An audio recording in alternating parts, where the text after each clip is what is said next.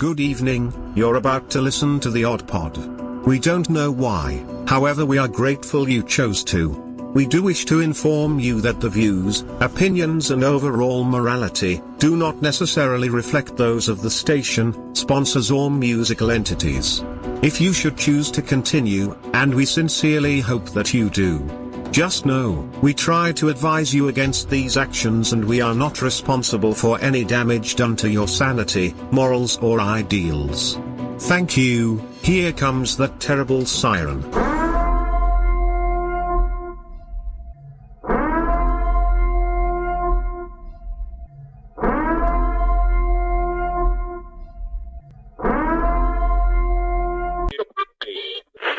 Portions of the day's programming are reproduced by means of electrical transcriptions or tape recordings.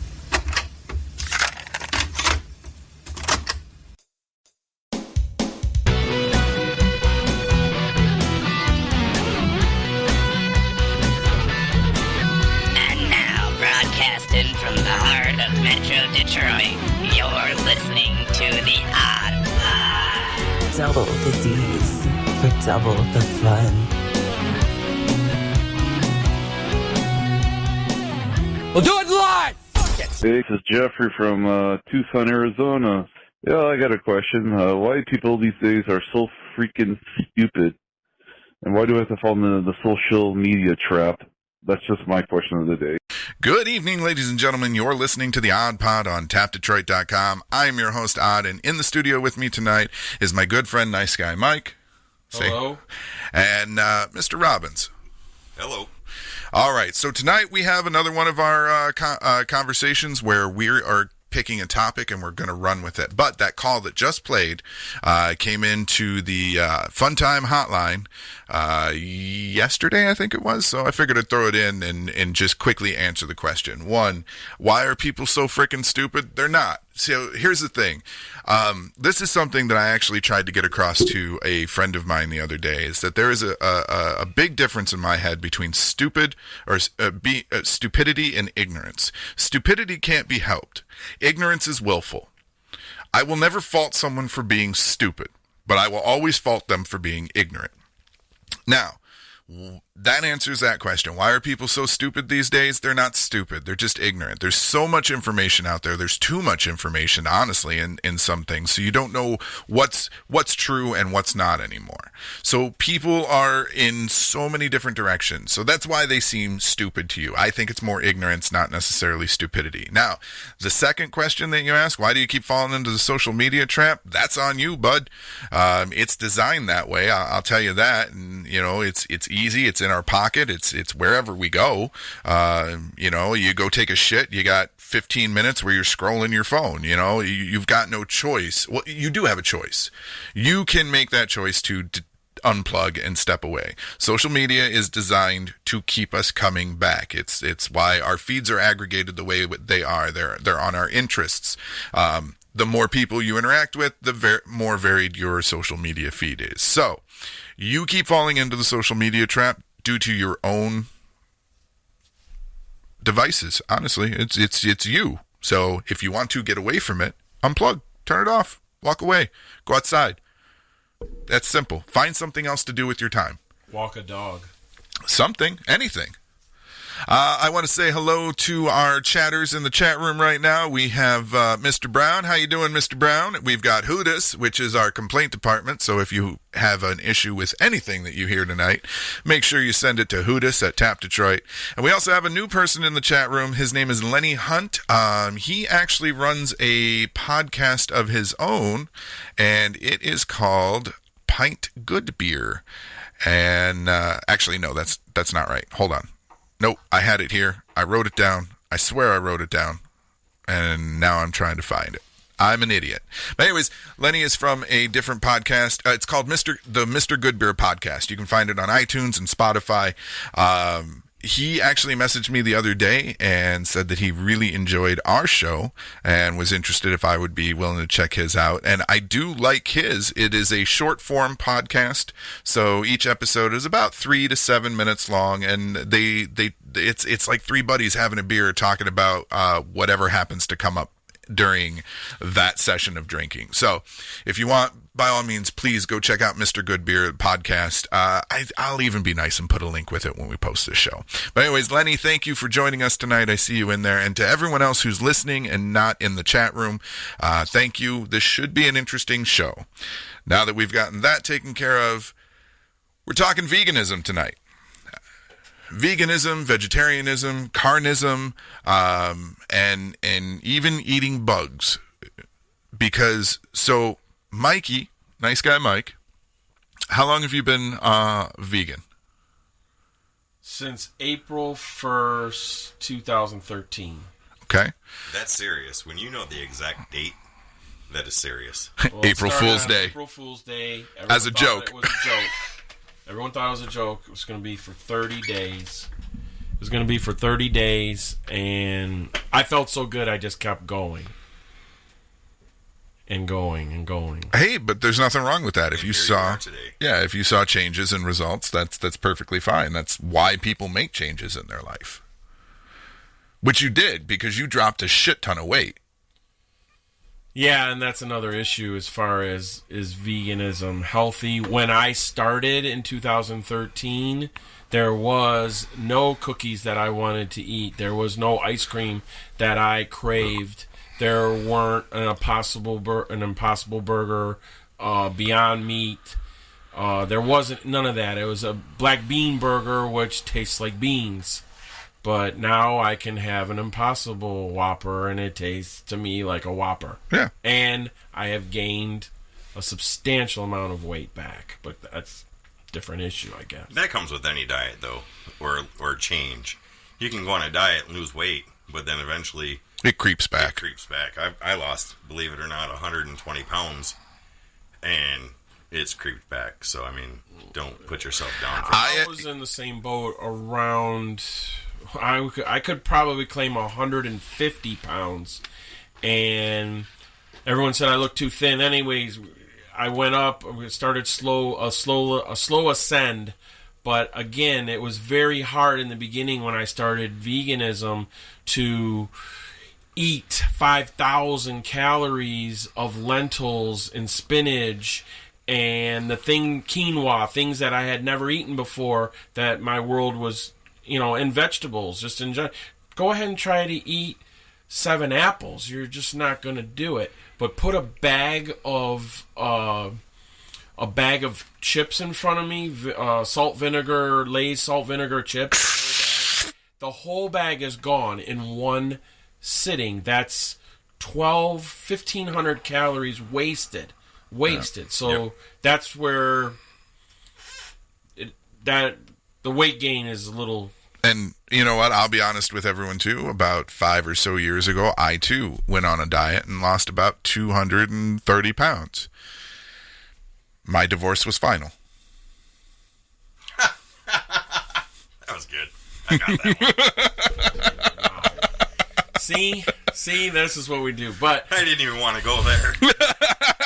My weight loss was true weight loss. So was mine. Just not yours. Wow.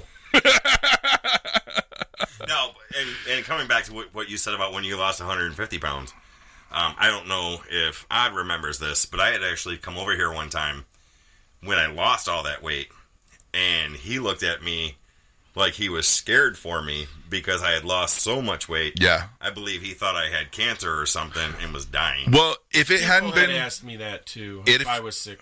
If it hadn't been for Nice Guy Mike... chronicling his journey, like not only on Facebook at the time, but also like talking to me about it. Because Mikey and I, we've been friends for quite a while. We've worked together because of the bar that he used to manage and whatnot. If it hadn't been for the fact that he had been telling me about it throughout the course, when I saw him again, I probably would have been as nervous too. But I knew what he was doing, and I knew why he looked rail thin. He looked good, but I do agree with a few people you did look a little too thin. But then again, that's hard to measure because if we're used to seeing someone heavy, that when they do drop substantial weight, our immediate reaction is, oh, there's something wrong. Yeah. For about a year or more, Kevin Smith looked just horrible to me, and now he looks normal. It's like he's got some of something back in the stretch. He's thin, and when he hasn't gained, he looks a lot better now to me. He looked so sick before when he lost so much so fast. Well, that was because he had the heart attack, and it scared the living shit out of him, which it should. But why do you have to wait? We're talking about why do you have to wait for that? Because some people need that grand wake-up call. But again, why do you have to wait versus... Why did you make the choice? Because of the diabetes, I think. A grand wake-up call? I'll tell you. No, I just didn't want... I started watching a lot of documentaries, and again, I like what you said in your opening about too much information in this world now, because there wasn't like that. I always say this, in the 70s, and even when I was a kid, Walter Cronkite came on, and he told you something, and that was it. Journalism. That was the news. There was no other side of the news. That's what happened in the day. And here are the facts. Do with them what you will. Even if he was flat out lying to you, you didn't question it. And now, I was watching documentaries, and it just turned into a lot of things. And something we just watched tonight. But I started with the fact of what they're doing to the food system with the steroids, hormones, and growth hormones and antibiotics into the animals. I didn't want that. I didn't want to be part of that, I guess you could say. And my whole goal wasn't to be vegan. My goal was similar to what Odd had said earlier, was to get my own farm, raise my own food, and I was going to raise the animals as well. And I was going to make sure they didn't have any hormones and no growth hormones or steroids. They died. But then I started thinking to myself, wait a minute, I'm not going to slaughter them, and I don't want to send them out to be slaughtered. So it opened up a whole new thing. Yeah, see, our food system is just jacked. I mean, really, it is. The government... And I don't want to start conspiracies tonight. Why? That we do this normally. All right. So the government has put such a hold on us being able to raise and grow our own food that it's ridiculous. And I think hopefully after tonight, between the two of us, because I eat meat, you do not, we can have a discussion to where hopefully people will stand up and say, look, you know what, I want at least to be able to have chickens or something for the eggs. There's just so much information I think that can come out tonight through this discussion that's going to be good for everybody. And for those that are wondering, I'm in the middle, okay? So, Mr. Robbins is a meat eater. Nice guy Mike is a vegan. I'm somewhere in the middle, and I think that might be a little more realistic of a goal for us as a society, at least for now. I don't see a problem, honestly, moving forward into the future where we are less dependent on animals as our food source. And there are things that we'll talk about a little bit later tonight where there are options where we can go. Whether or not people are comfortable with those right now, that's neither here nor there. It's just that the options do exist and will probably exist further down the line in a better way, I guess.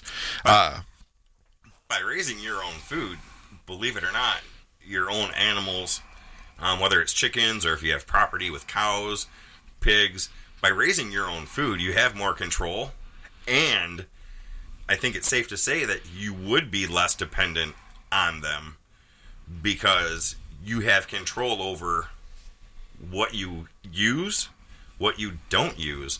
And right now, as a society, we're just so used to going to the grocery store. We're lazy. Buying a pack of chicken breasts, and then where's the rest of the chicken? A lot of these places, they just cut up the meat for what we want to purchase, and then the rest gets tossed. When you grow your own chickens or your own cows, if you have the space, you're responsible for using every single bit of that animal out of respect for its life that it lived, and you're also responsible for them having a good life. Yeah, well, Mikey heard me say it earlier.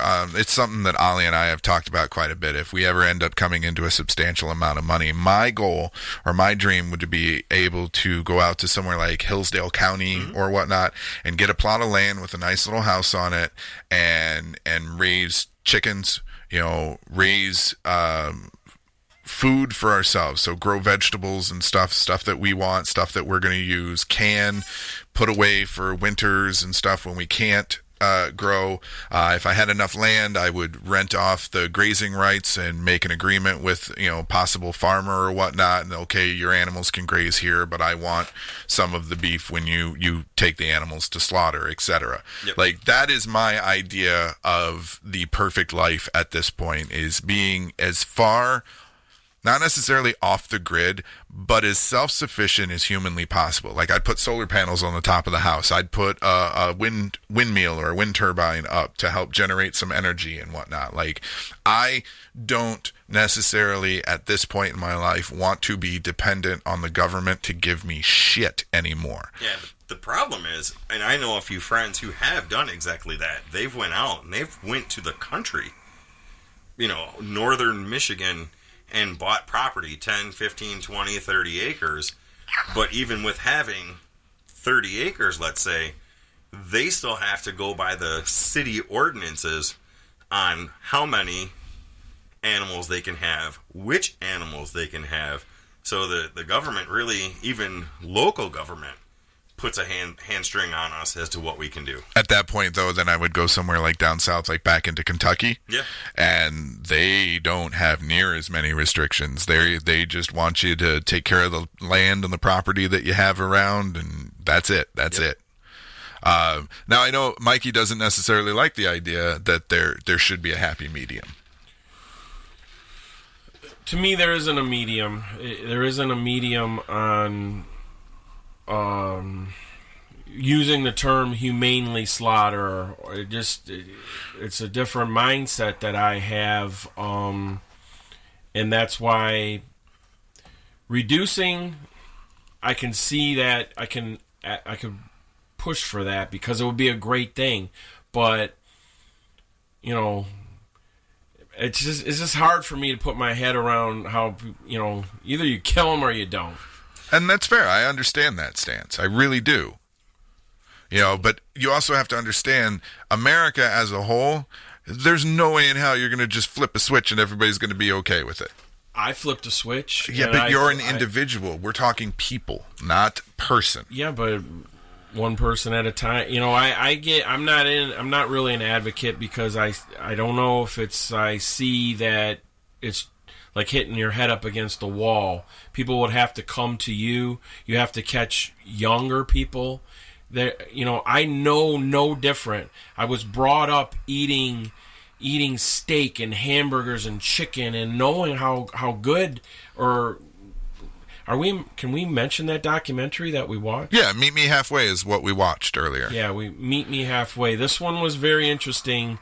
There's a guy that's kind of advocating eating less meat, and a lot of interesting points in the documentary. And somebody he interviewed was talking about food is about what do they say, price, taste, and convenience. And to go down to Eastern Market only on Saturday to look for organic vegetables. If it's raining, you don't want to go, versus you go to Kroger and you buy a bag of apples. They don't have organic. You just buy regular apples. But they do taste like shit compared to the organic apples. They do. And the thing is with Eastern Market, and I am not knocking Eastern Market. We've gone down there to buy vegetables. But there are a lot of documentaries out there of legit people going to markets like that, like farmer markets, Eastern Market, maybe not so much Eastern Market, but those type of markets. And they're finding that what's labeled as organic isn't. And a lot of people don't realize that you have to purchase your food through the season. So if you're going to Eastern Market at, in May, and you pick up a bushel of tomatoes, well, guess what? you're not getting tomatoes off of your vine in May if they're organic. So they're being shipped in from somewhere. You could have a greenhouse. So many people. You could have a greenhouse, but the likelihood that would be the case is very slim. Right. It's very, very slim. You probably know more than I, because a couple years ago in January, the sun didn't shine for 30 days. So it doesn't matter if you have a greenhouse and you keep it warm. You're not going to grow. You're not going to be able to grow much here in Michigan. You're not. It would be very hard to do what you were talking about, getting a plot of land and getting your own food system, because if you don't eat your animals, hard for me, how am I going to make it through? The growing season is so short here in Michigan. It is so short. So how am I going to I'm going to be eating canned tomatoes from December until May? No, you actually have to build up to it. Yeah. You just can't purchase land and say, boom, I want to grow all my food for next year or this year. We're not playing Farmville here where it grows in an hour. No, but I know you'd have to can, but I'm just saying even how hard that would be for somebody with my mindset in Michigan to do that. In Tennessee, Florida, where it stays warm, possibly do it. So again, you have, I know how it goes with the chickens and the laying eggs. Being correct, vegan, Tudis. Being vegan, I won't eat egg. I won't eat an egg. Well, let's hold on. Give me a second. Let me explain to everybody the difference between veganism and vegetarianism, because a lot of people don't understand the difference. So vegetarianism is predominantly eating vegetables, but there are some animal products that they will still eat. They will typically eat fish. They will typically eat cheese. They will typically drink milk. But the rest of their diet is predominantly vegetables. Veganism, on the other hand, is all vegetables. You won't eat anything with a face. You don't eat any product or byproduct that comes from animals. So that means no fish, no chicken, no leeway. You if it didn't get produced by some type of plant, they won't eat it. Right? That's right. No animal products. The face, the eyes, It's funny how people still don't get that. But then again, let's see. We went. How time goes by. We went that I've been vegan for 8 years. So somewhere 12 years ago, I used to stand behind a bar and I heard I know what a vegetarian is, and a vegetarian, I'm not 100% sure, but there's all these ariums or isms. They still eat dairy and eggs. Fish, then I always say, I can't pronounce these words, but when you eat fish and egg, but you still don't eat pork or steak, it's like it's not Presbyterian, but it's something like that. It begins with a P. And you still eat seafood, which was another idea that I had after 30 days, April 1st. 30 days would go by that I would eat seafood. I wasn't going to eat any red meat ever again. I wasn't going to eat any pork. I was going to eat chicken, and I was going to eat fish. So was it health reasons that you won't eat the meat, or was it the cruelty to animals that you wouldn't eat it? Where's that line? If we're going, I believe it was a combination, wasn't it? No, it was health at first. Mm-hmm. It was going to it, getting a physical, getting told that I was borderline type 2 diabetes. I was 330 pounds. I was borderline type 2 diabetes. They want to put me on this medication. I think we had started and we went off on that I didn't want the steroids. That was already in my mind. So now all of a sudden I'm against Big Pharma, also by thinking about these steroids and hormones and antibiotics that the food animals are given. So I've got to say, as much as we depend on the big farm, and I never want to be in a position to talk bad about farmers because they are making a living, and without farmers, we wouldn't have food. Yeah, us as a society would not be able to eat. So I won't talk bad about their business, but I agree with you on the situations on how the animals are raised and how in some instances how they're slaughtered. Now you had mentioned how do you humanely dispatch of an animal. There are many, many different ways to do it. And we'll talk about that a little bit later. Right now, Okay. So I want to give the history of vegetarianism, because this is important, because this is not something that is just cropped up within the last 20, 30, 40 years. Vegetarianism can be traced back to the Indus Valley civilization in 3300 to 1300 BCE in the Indian subcontinent. The first verified term of vegetarian was first used in 1839 to refer to what was previously described as a vegetable regimen or diet. Earliest known written use is attributed to actress and writer and abolitionist Fanny Kemble in her journal of a residence on a Georgian plantation, and that was in 1838 to 1839. But again, vegetarianism goes all the way back to 3300 and 1300 BCE, mainly because, meat was not a readily available substance at that point. Meat was reserved, and this was brought up in the documentary that we watched, and it's been brought up in many documentaries. Meat was reserved for the wealthy.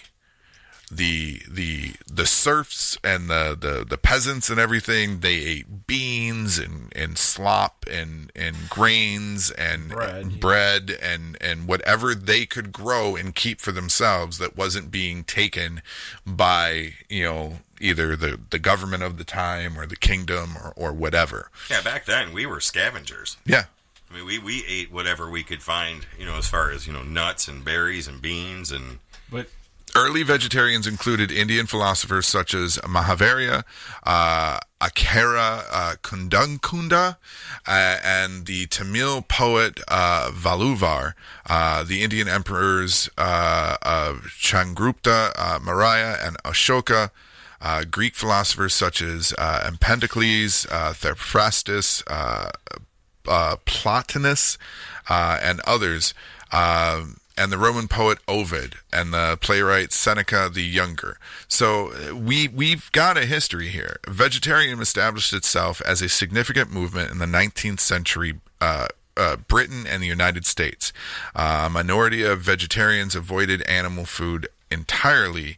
In 1813, the poet Percy Bysshe Shelley published A Vindication of Natural Diet, advocating abstinence from animal food and spirituous liquors.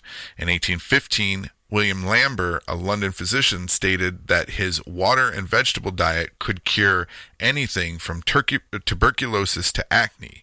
Lamb called animal food a habitual irritation and argued that milk eating and flesh eating are but branches of a common system and they must stand or fall together. Sylvester Graham's meatless Graham diet, mostly fruits, vegetables, water, and bread at home with stone ground flour, became popular as a health remedy in the 1830s in the United States. Several vegan communities were established around this time in Massachusetts. Amos Bronson Alcott, father of the novelist Louisa May Alcott, opened a temple school in 1834 and Fruitlands in 1844. And in England, James Pierpont Greaves founded the Concordium, a vegan community at Alcott House and Ham Common in 1838. 1838? Yep. Well, see, I've looked back to try to find the history of veganism, not vegetarian, and maybe I did it wrong, because I was going to say that vegetarian has been around for a long time. People still continue to eat eggs and milk, but vegan was fairly new, but I guess I was wrong. I thought it was less than 100 years that they came up with the term veganism, where someone questioned, why do you still eat the products of the eggs and the cheese and the milk? Why do you still do that? You're talking terminology versus practice.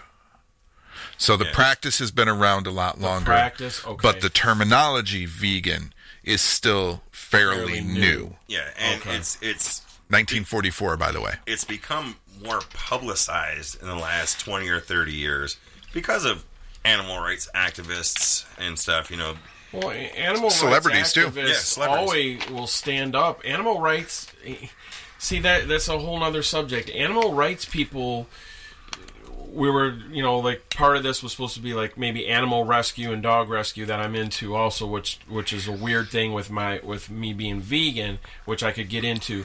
But these people that will stand up for, wanting to execute Michael Vick for what he did, for what he did to dogs, for what his people did to dogs. That is a different... Those people are sitting down to steak dinners, but they want his head on a stick, but they're sitting down to steak dinners when they don't realize what happens to that cow and how that cow was raised, so they can buy it for an affordable price. So I'm gonna say there's two different conversations you're having there. That was very disgusting as to what Michael Vick was doing with the dogs. Disgusting. I will never in my life give an okay to that. But when it comes to providing and putting food on the table, we're on the same page to a certain point. But it's our responsibility to stand up and say, hey, look, I'm going to go to a farmer who knows how to raise cows, not the big agriculture that puts 30 cows or 300 cows in a building. 3,000 cows. Built for 300. Yeah, and then, like you were talking earlier, putting a bolt through the brain that doesn't even kill them. No. That point I agree with, but, comparing Michael Vick to surviving, two different things. One is completely disgusting. The other one, I think there's a way that you can do it, and... You can't. I'm not saying you can't, but it's not sustainable. Then steak will be $40 a pound because you can't do it. You can't have dollar menus at the McDonald's raising them free range and letting them eat grass and humanely killing them. And that's a point that I'm going to get into when we come back. We've got to go to our first break. I do want to say we've got a brand new band this week. We announced it through the page on Monday. We try to do New Music Mondays when we have new artists come on board. This one is actually a local Detroit artist or Detroit group. They're known as Leaving Lifted. They are a reggae rock band. I absolutely enjoyed them. I found out that they were actually tied to another band that we play, the Chinchillionaires. So I hope you guys enjoy this. We got two of their songs coming up, and then we've got the third song is from Thank Frank, which is another new artist that we played last week. It is a punk band. I really enjoy finding new music, and there will be links posted so you guys can get to them. I know Leaving Lifted has some shows in the area coming up. God forbid anything gets shut down and postponed. That's a completely different topic for a completely different time. But anyways, you're going to get two from Leaving Lifted. You're going to get Along for the Ride and Rose Honey.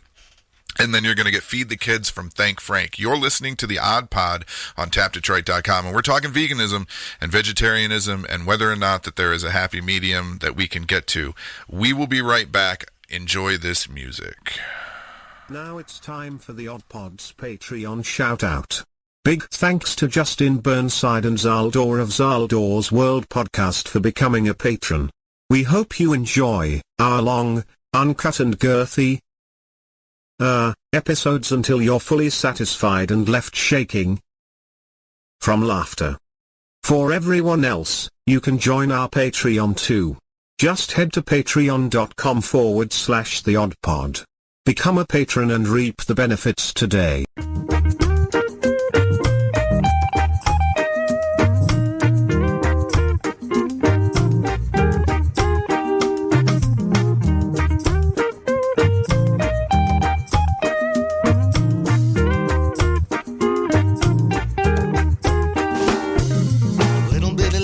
Enough to hang on to. I'll be praying to the heavens way up there beyond you. They say you only get what you put inside. Let's pull it on together, go along for the ride. Like, who's back? Faster, don't crash. Passing everybody, catching them like ash. Moving into the center where the light begin. I'll be calling dark managers my long lost friend. That's a lie. Off to find new love. It's been a long time coming, but I've had enough. And I've been picking a residue and drinking a Baptist club. And I think it's gonna be a long night. Lump, gonna lump 'em up. And I'll be pummeling you suckers when you pass the buck. And I'm gonna lump, gonna tie you up. And I'll be riding for you, brother, when your time is up. Excuse me, recuse myself. I'll be altogether gone like my mental health. I'm like ding dong while they're singing my song. I'll be playing King Kong in a game of ping pong. I don't really care if you're on this or that side. I'm just going along for the ride. Take a step away and let that drama subside. I'm just going along for the ride. Break it all down, put it back together, and it really doesn't matter the changes in the weather. The rain gon' come, the rain can come. Strike me back down if I curse the sun. I just run 'em over with the thunderous drums. Look out, 'cause I lump sums on the smuggest of bums.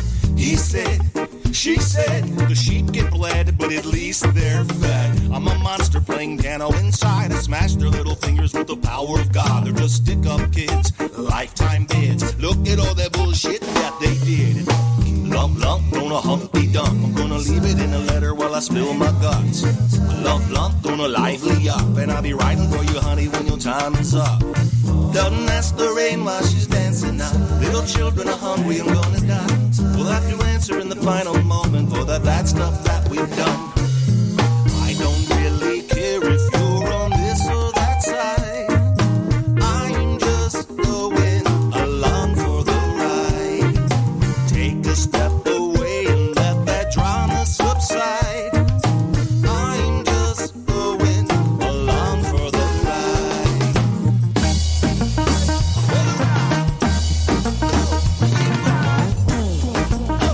Get up on.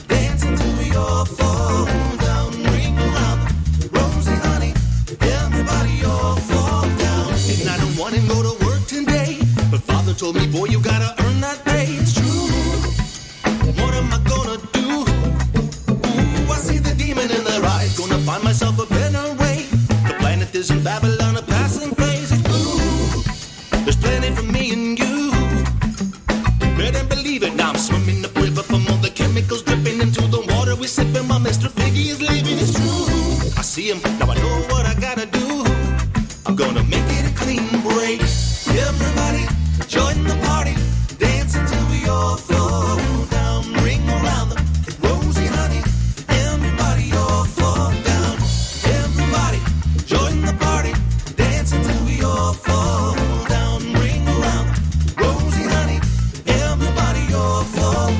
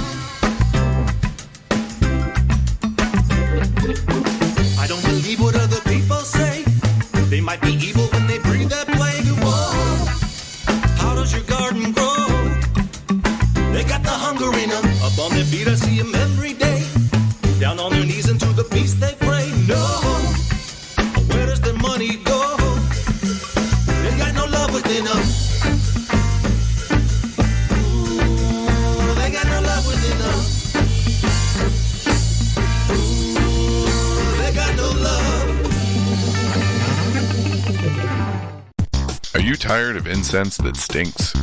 Motor City Candleworks is Metro Detroit's #1 source for premium handmade incense, as well as hand sanitizer and now massage oil, with a wide array of scents inspired by Michigan cities and attractions. You're sure to find a fragrance that'll keep your love of the mitten burning all year round. Head to MotorCityCandleworks.com and order yours today. And make sure you find them on Facebook, too, for all of their upcoming sales and events. Motor City Candleworks. Michigan handmade scents that just make sense. That smell. The kind of smelly smell. You fucking what?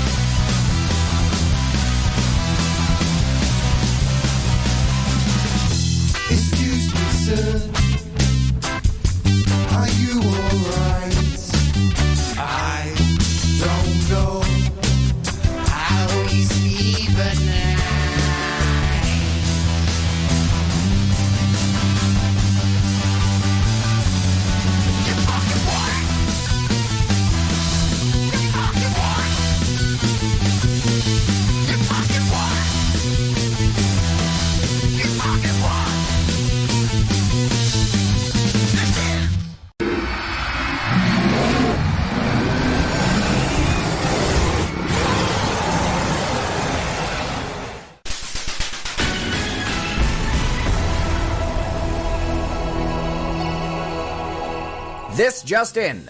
It seems the entire planet is being overtaken by a force unlike anything we've ever seen before. Its tentacles reach across the entire globe, from Beijing to Boston, from Moscow to Madrid. There seems to be no escaping its influence. It seems life as we know it will be forever changed now that the Odd Pod has arrived. To stay up to date on all developments, and we're urging that you stay informed, you can hear the latest information about the Odd Pod by searching for it on all major podcasting platforms. Remember, we can only be as safe as we are vigilant.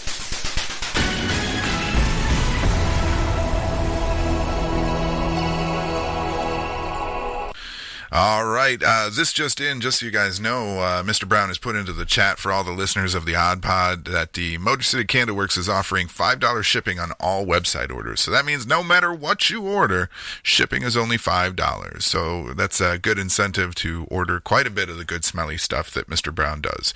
Motor City Candleworks is a Michigan-based independent business that does hand-dipped incense. They do bath bombs. They do massage oil. Go to MotorCityCandleworks.com and place your order today. Now, in the chat room while we were talking, Hootis and Mr. Brown were going back and forth about organic and organic produce. Hootis had said all produce comes off the same truck at the grocery stores. Organic is just a sales word. And that is true. A lot of the stuff that we use to try to be healthier in our purchases at the grocery store have been co-opted by big business as business buzzwords. That doesn't necessarily mean that they are organic or they are fresh or that the ingredients are all organic or whatnot. It's simply buzzwords that they've started putting on the packaging. Now the FDA does exist and does try to hold some sort of accountability, but they really don't work that hard trying to make sure that, you know, what is organic is actually organic. And this is something that I brought up with Nice Guy Mike earlier while we were watching the documentary. Hootis did say, though, that I worked at a grocery store for 9 years, and I know some secrets. You'll never see me buying organic unless it's something like Santa Cruz lemonade, and that is solely because I like the product regardless of the organic labeling. Mr. Brown said a friend of mine used to work at the produce terminal, and he was given the role of organic stickers. And he said every other case got a sticker. That doesn't mean that they were organic. That just means they were putting the sticker on them. Now, here's my big problem with organic vegetables. And this is something that I went round and round with my ex-wife on, because my ex-wife was big in the holistic medicine, big into the organics, big into, all the new agey hippy dippy stuff. And like, I bought into some of it. Don't get me wrong. I do believe that some of the stuff out there you can better yourself by thinking smarter about what you're putting in. But my problem that I've always had with organic vegetables is this. Organic typically ends up meaning that they weren't grown in a factory or grown in a situation that is unnatural to how we grow produce. Great. That means they don't have the pesticides. That means that they're not GMO crops where the plant itself on a DNA level has been genetically modified. Fucking wonderful. Sounds great, right? Except for the fact of when you stop to realize that we still have factories and industry and everything else that pollutes our air. When those chemicals go up into the air, they get mixed in with the clouds in the air. And what happens when it rains? Well, if these vegetables are being grown in the quote-unquote natural way that they're supposed to be, they're in open-air environments in a plot of land. When that rainwater falls down on them, they are no longer organic because they have chemicals in them. So the whole organic movement, while in principle is noble, I believe it is a misnomer, because unless you put it in a greenhouse situation and you are in control of every single facet, you will never have truly organic produce, because again, the rainwater that falls on them is polluted. And I want to go one step further with that. For a farm or business to state that they grow organically, you've got to go a little bit deeper than that. Technically, there's a rule that they have to be so far from any other farm or any other industry, because you have pollinators, you have bees and butterflies, and if you are close to somebody... Cross-pollination. Like with our garden, I can tell you 110% positive that I grow all of my vegetables organically by the stuff that I put in my soil, by the stuff that I don't put in my soil. But my neighbor 2 houses down, who sprays their grass with fertilizer and chemicals, if a bee is in their yard and pollinates their vegetables or flowers and then flies into my yard and pollinates my vegetables, they are technically no longer organic. I don't know about the rainwater. I want to say I think that's a little bit of a stretch. But to be honest, you can't grow something 110% organically. As much as I try, I could never tell you this is a pure organic tomato or cucumber, because there's just too many variables. Well, and to be fair, I had not considered the pollinators and whatnot, but it just stuck in my head. It was one of those things where it's like, okay, when it rains, Tucson was an eye-opening experience when I lived there. I got to say, because like, it doesn't rain there for very much, and when it does, it dumps football fields worth of water everywhere. But the thing that I noticed, and this is what helps solidify that rainwater theory, when you get rained on and you're in Tucson or anywhere in Arizona, because what I'm about to say is prevalent for almost every home there, it smells like chlorine. Your skin feels slimy, like there's a film on it. And the reason for that is that the only water that is there to be sucked up is pool water. Okay?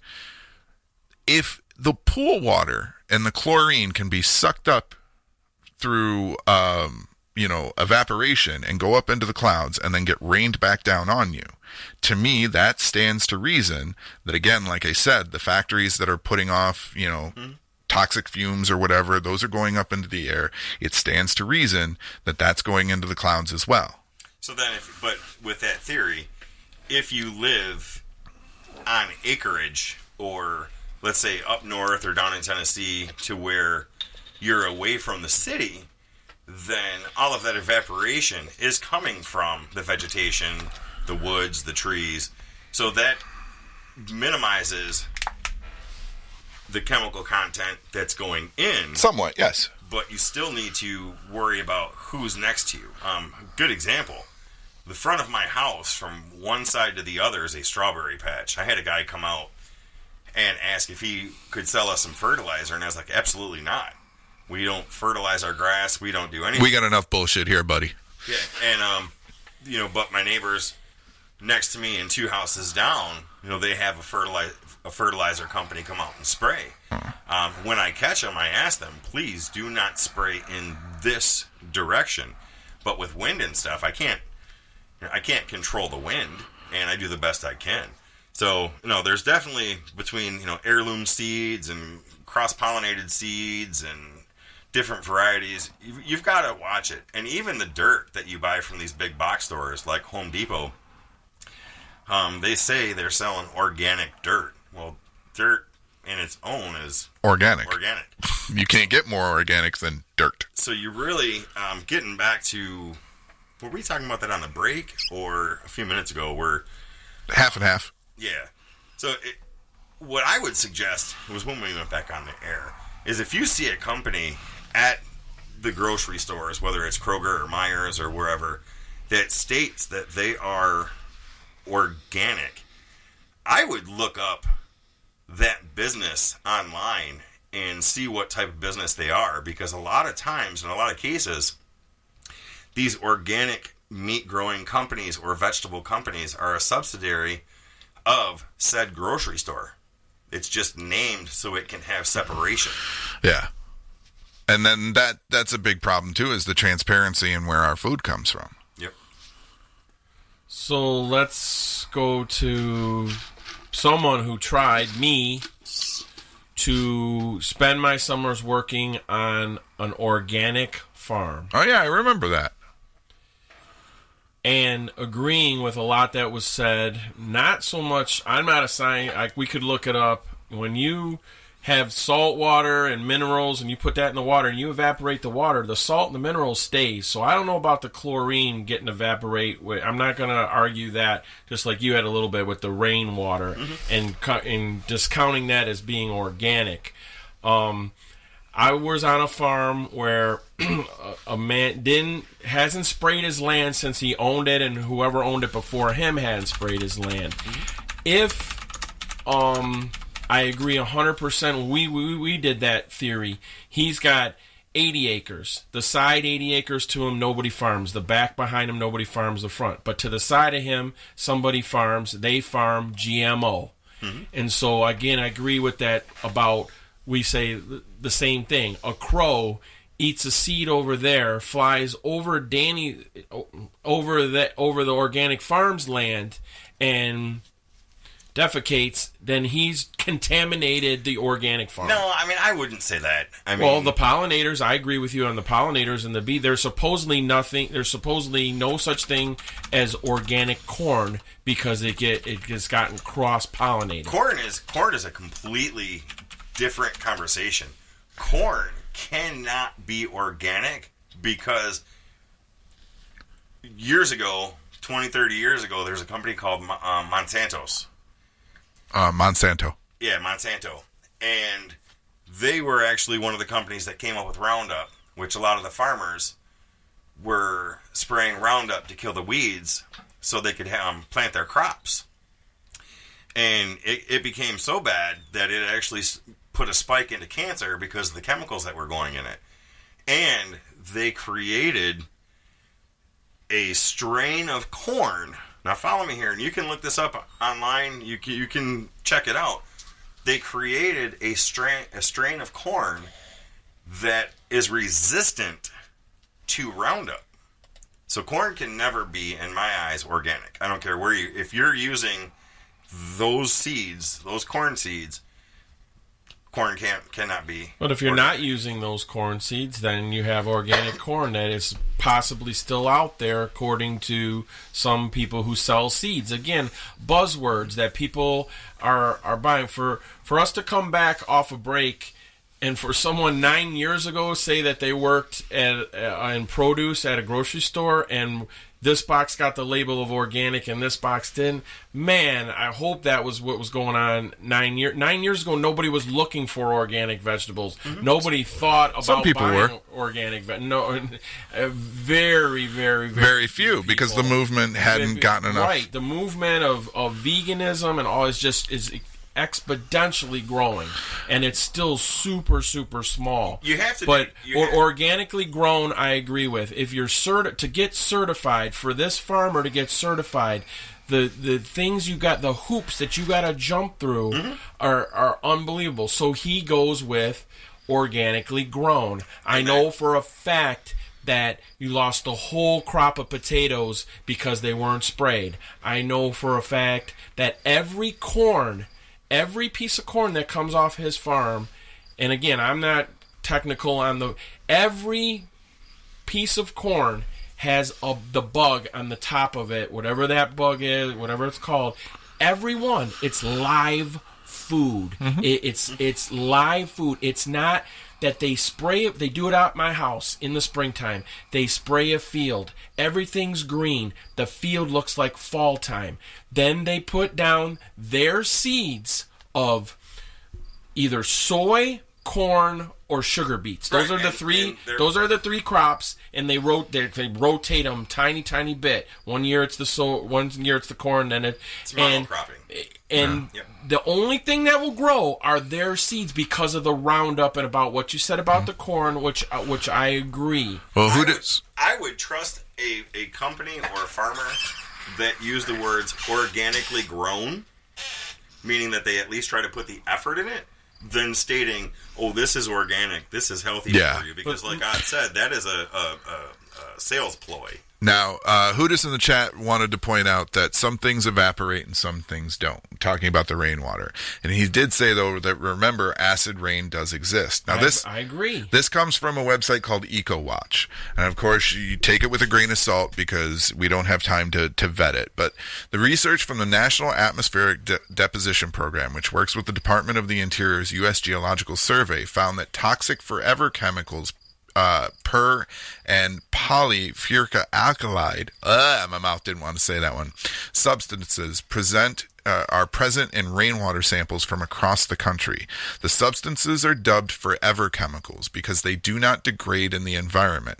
Exposure to PFAS has been linked to various ailments, including cancers in humans and animals, especially in the kidneys and testicles. They have also been linked to thyroid disease, weakened immune system, and other diseases, as NBC News reported. While more than 4,700 variants of toxic forever chemicals have been identified, the EPA only regulates two of them, PFOs and PFOA. The chemicals are common in everyday items like insulation, food packaging, carpeting, cookware, and firefighting foam. There are folks not too long ago who felt the atmospheric transport route was not too important, said Martin Schaefer, principal researcher with the NADP at the University of Wisconsin-Madison, as the Guardian reported. The data belies that statement. So basically, it's more affirming to there is shit that comes down in our rainwater that is not safe for us. 1970, acid rain, all the things that, but compare acid rain to a crop that's genetically modified, that any weed will not grow, but those tomatoes will grow, but the weeds will not grow. So that's the only way they can make these tomatoes as cheap as they are, because at the Eastern market, again, you want to get a crate of those tomatoes, you can get a whole crate for $8. It came out to I did the math, it came out to 30 cents a pound, and we're charging for heirlooms at Eastern Market, $3 a pound, 10 times as much. Well, and that brings up a good point. $1.50 less than Whole Foods. But that brings up a good point too. Is you wonder why a lot of people haven't come around yet. It was brought up in the documentary that we watched. Think about it. In more affluent communities, there is a easier and more accessible amount of grocery stores to go to, as opposed to your poorer communities. There are less grocery stores. They stated it in the documentary. They showed the numbers when we were sitting there watching it. That is one thing. When we originally talked about having you come out and do a show, this was a couple of months ago, okay? When we originally talked about it, what was the plan? We were going to come out because I have made the switch to more vegan meals and whatnot. Yeah, we were going to eat vegan meal before the show. Right. And we had intended to still uphold that. Unfortunately, this is a lean month for us due to some things that happened last month and the month before, which means we have to take the money that we have for groceries. We spend about $200 for groceries at a time, and that has to get us 2 weeks at a time. Okay? Now the problem is $200, if you're smart about it, can stretch to 2 weeks. But you can't buy organic. You can't buy anything healthy. It won't stretch that far. And plus, if you look at the grocery stores, the section for organic food is so much smaller, it almost gets lost. Because right now, the demand is not there. The demand is there to a point because people are screaming, hey, we want healthier food. But for most people, it's easier to walk in and grab that $1.99 2-pound thing of burger than it would be for a $7 a pound. Which was organic. Funny to me because and there are stores. This was going to be something possibly about like eating meat and not eating meat, and now it's almost gone into what's organic and what's not. Well, no, it's just it was a passion of mine because I get into veganism, then I get out of this bar situation because I don't want to serve. It's not like I can't watch people eat chicken wings. You just don't want to feel responsible. It wasn't even about being responsible. I wanted to do something different and better than schlepping elk. It doesn't matter if I serve the Jack Daniels, they're still going to go get their Jack Daniels. Yeah. So if I'm contributing to someone, I'm not going to stop them unless someone came to me and said, hey, you know what? I hear you stopped drinking when you were 19. So what did you do? Let's get away from the idea of the organics then and just talk about veganism. Hold on. And veganism and vegetarianism. We'll go veganism just because that's the main thing. The problem is it's not cost effective for people like me who are low income. We can't get 2 weeks worth of food that way because it's not cost effective from what we watched in the documentary to raise chickens and cows the way that guy on that farm was trying to say he could raise them and that they could humanely be slaughtered and all that baloney because you can say bullshit. Do it in that. I won't. The turkey that he described. If you're going to have a turkey for Thanksgiving, then you want to have this turkey because that's the vegan thing. But the organics is huge to me because I was ready to put my life into this farm where I know a guy can't make money. He can't make money doing it. You lose a whole crop of the best potatoes you ever tasted in your life. And there's a huge difference from a little bit of acid rain or chlorine rain or bees cross-pollinating than eating food that's genetically modified that your body doesn't even know how to break it down. So first of all, have you ever heard of 10 years ago? Have you ever heard of gluten? Did you know anybody that couldn't eat gluten unless you had celiac, which is a very rare thing? Now it's because of the way that they grow wheat now. It is not the wheat, just like you said about the corn. It's not the corn. 30 years ago, Monsanto did what they did the same thing with wheat. It will grow in Roundup. In Roundup soil. The soil's contaminated, and no weeds will grow. They don't have to worry about it. We lose all the onions because we couldn't weed them. The weeds take over, and the onions die. So the wheat, that's the problem. That's why the bees are dying because what they're doing, what's in the Roundup gets the digestive system of the bee, and that's what's killing the bee. And then slowly, just like we talked about a lot of things, starting smoking. I'm 56, and if I started smoking right now, it's not going to kill me. That's not what's going to kill me. And drinking, it takes a long, long time, and it's taken a long time with this new food system that they developed about 30, 40 years ago when they started going huge on big farms. It was supposed to be, again, I don't do politics, but Nixon, he said, get big or get out. And that's what got all the little farmers where you can't be a little farmer. I can't buy 50 acres, let's see if it go even bigger, 300 acres in Tennessee and raise grass-fed cows. Yes, you can. It's not sustainable. It is. It is not sustainable. It is. Yeah, I wouldn't be able to make money. I wouldn't be able to. There's the thing. It is sustainable. You can be sustainable on 10 acres. You can actually be sustainable if you're a vegetarian. But America can't eat that way. Let's not talk about America. No, let's talk about America, because the food system that we have is screwed up from the factory farming. In order to fix it, the better way to fix it is to not eat meat. But let's talk about you. All right? So you say it's not sustainable. You can grow enough food on 1 acre to be able to last you a year. Agreed. All right. But you just said that on 50 acres you couldn't. Now, as far as I said making on money, 300 acres, I couldn't raise grass-fed cattle and sell that meat and make money. I couldn't do it. You want to know why? I want to tell you right now. A, because you're not big agriculture, and the government, you're not in the government's pocket, or vice versa. Because here's the thing. A few years ago, when I was raising chickens, I raised meat birds. All right? Looked into it, and I was raising them for myself. Organically, I was paying the pumped up prices for organic feed, and I did research for the feed stores to know which ones I was getting true organic feeds. They were raised on grass in what's called a chicken tractor. So they were moved every day, so they were on fresh grass. They weren't sitting in their poop for days and days and days. They were getting the grass. They were getting the bugs. They were getting the feed as a supplement. They weren't cage-free because they had a little area that's all they had to move in. I didn't say cage-free. I know, I'm just saying. I did not say cage-free. I'm just saying how fair that is to that chicken to live their life that way. It's actually pretty fair because they had plenty of room. But the problem is, for me, to try to make money, and I broke it down, it cost me around $4 a pound because of the amount of feed I had to buy to supplement, because they need that feed to be able to grow. So it came out to be about $4 a pound. To have them butchered,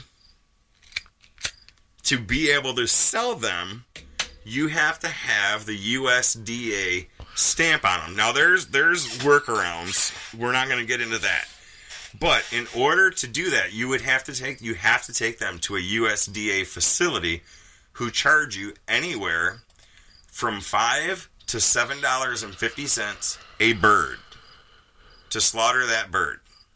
All right? Because you can't do it on your own and sell it, because that's against government regulations. So now you're automatically looking at one bird per pound, roughly around $6 to $7 a pound, maybe even $8. I'm trying to do the math in my head real quick. So that's why it is so much more expensive. Now, if you are a farm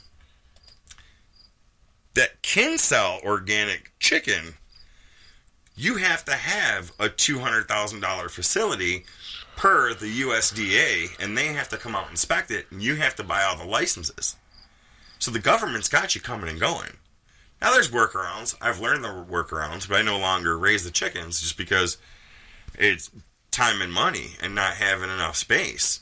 But on 1 acre, you for sure can do that. That wasn't all the three of us could move to a farm and we could sustain ourselves eating meat and raising a cow and slaughtering it and making it through the whole winter eating steaks and burgers. I said America can't eat like that. It's not sustainable for the world, for 8 billion people to eat that way. It cannot be done. That's why we factory farm now. Now, statistics and things that I don't believe in, but there's statistics that say there's enough farmland in America, just in the United States of America, to feed 10 billion people if we didn't feed the food to the animals. And there's only 8 billion in the world. So everyone could eat, no one would be hungry if we ate lettuce, tomatoes, cucumbers, beans, legumes, but we're not going to do that because people flat out, our generation,